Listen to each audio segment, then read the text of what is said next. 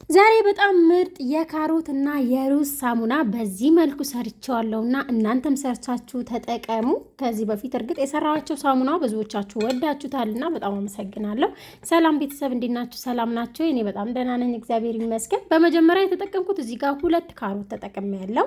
ካሮቱን በዚህ መንገድ ፈቀፍቀውና ተፈቀፍቁትና ከዛ በመፈቅፈቂያ መፈቅፈቅ ነው፣ ወይም ደግሞ ቆራርጣችሁ መፍጨት ትችላላችሁ እናንተ ማለት ነው።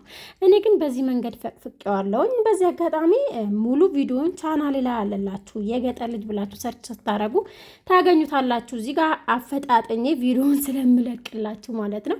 እንዲሁም ደግሞ ፎሎ እያደረጋችሁ ሰብስክራይብ እያደረጋችሁ አበረታቱኝ።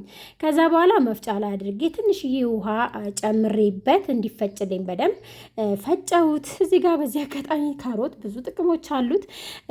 ግማሹን ራሱ ብትጠጡት በጣም አሪፍ ነው። የምሬ ነው እኮ አንዳንዴ ውስጥ ላያችን ብቻ ሳይሆን ውስጣችንን ማሳመር አሪፍ ነው ብዬ አስባለሁ። ከዛ በኋላ የሩዝ ዱቄት 2 ማንኪያ ጨምሬያለሁ።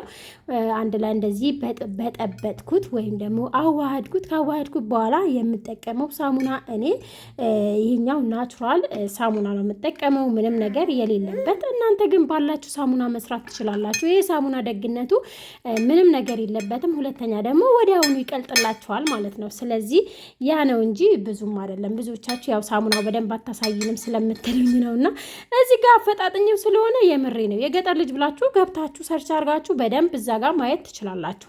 ከዛ በኋላ ሳሙናው ከቀለጠ በኋላ አንድ ላይ እስቲም አድርጌ አንድ ላይ ቀላቀልኩት።